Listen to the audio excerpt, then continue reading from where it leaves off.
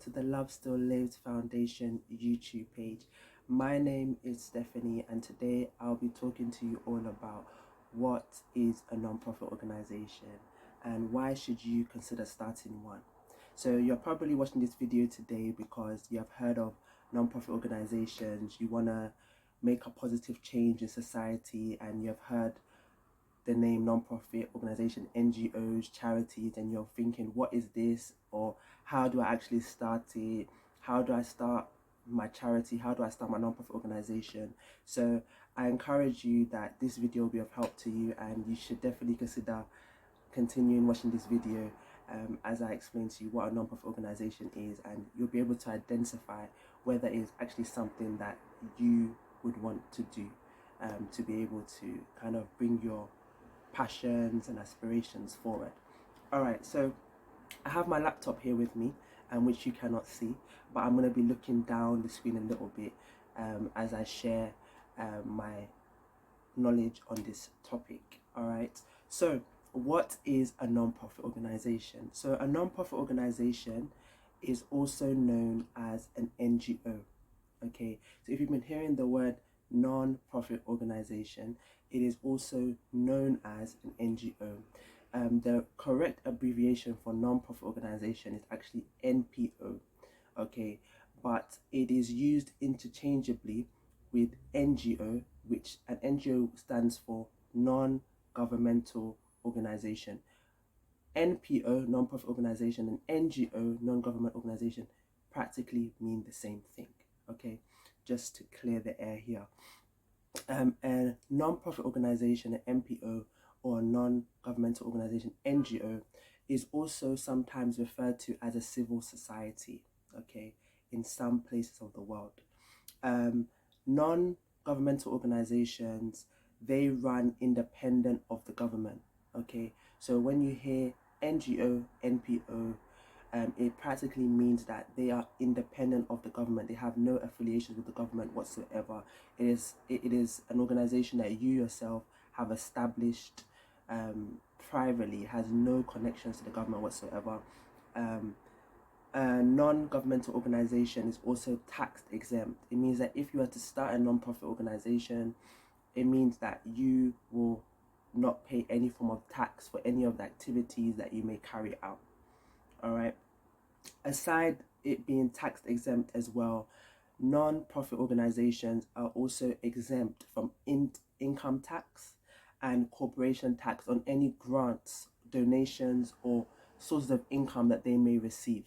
Okay, so these are some of the features of a non-profit organization or non-governmental organization, NPO or NGO.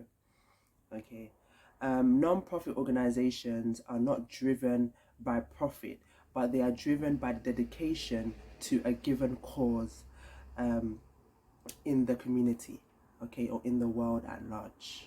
All right, so a non-profit organization is an organization established, okay, to support a community, a cause, or an activity to help others.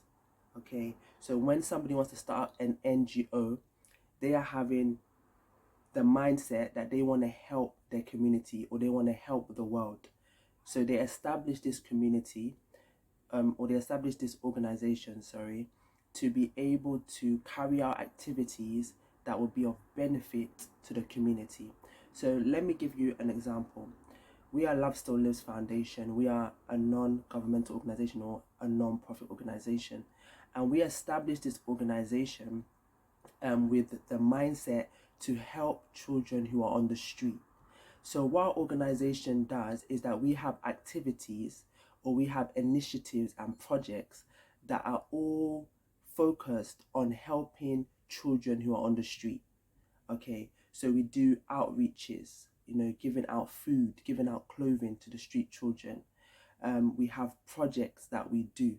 Okay, we are trying to establish our own training school. Okay, so these are some of the activities that a non-profit organization would do, and all the activities that a non-profit organization does is focused on the vision that it carries, or is focused on the mission that it carries. Okay, just to make it clear for you all.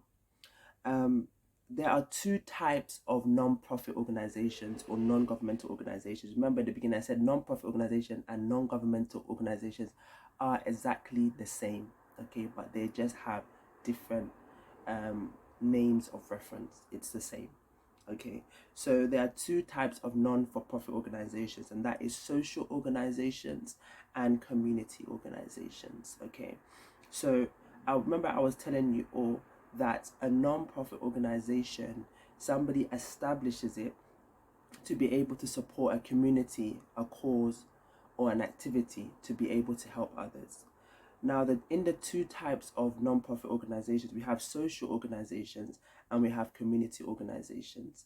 Social organizations are focused on improving a social cause. Okay, so for example, if in your community you see a lot of youth homelessness, or in your community you see a lot of crime, you might establish a social organization, okay, under your non-profit organization. Okay, so when I mean non-profit organization, I mean that your non-profit organization will be geared towards social issues or social causes, and therefore your organization is more of a social organization, even though it's a non-profit organization. I hope that's clear.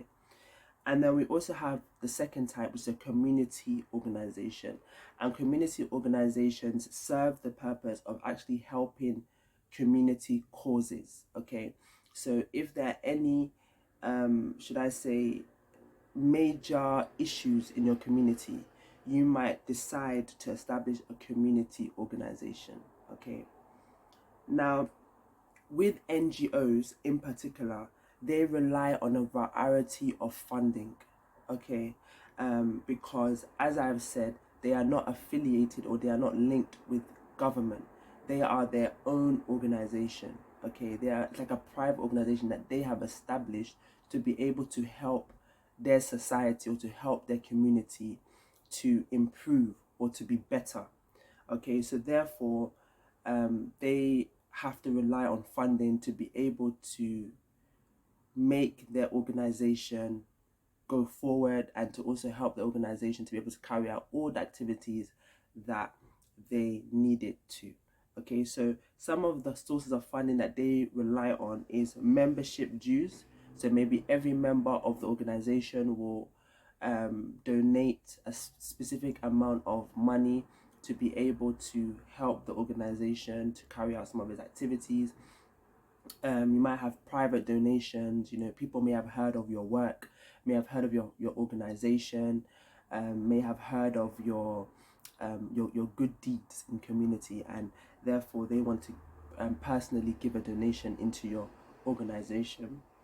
We also have grants as well. So even though non-profit organizations are not affiliated with the government, they can still receive grants from other organizations who believe that the work that they are doing needs to be promoted, and the work that they are doing needs to keep going forward because it's making a positive difference in the community. And a non-profit organization could apply for a grant, and if it's approved based on what the organization fills out on the form, then they could receive a grant. I also want to tell you a little bit about the types of non-profit organizations or non-government organizations that we have. And this is more tailored towards the UK, but it may also be found in the US, the United States of America, or Canada, or Australia as well, these types of non-governmental organizations. So the types of non-governmental organizations that we have are companies limited by guarantee, okay, also known as a CIC. We also have unincorporated associations, we have trusts, we have registered societies, and we have charitable incorporated organizations, CIO. So these are the types of non-governmental organizations that one could actually establish as well. And in subsequent videos, I'll actually be looking at each one of them one by one, so you have a better understanding of what type of non-governmental organization you should start, or what non-governmental organization will best suit what you're actually trying to achieve. Okay. I also want to answer the second question which I posed in the very beginning, and that is, why should you start a non-governmental organization? All right. So the reason why I believe you should consider actually starting your own non-governmental organization is because of one sole reason. Okay. And that is, when you have a non-governmental organization, you are bringing benefit to your community. You are helping your community. You are helping the world. Okay. Anybody that starts a non-governmental organization has that primary mindset that they want to help others and they want to help their community be better. Okay. So that is one of the main reasons why I believe you should consider starting a non-governmental organization, an NGO, an NPO.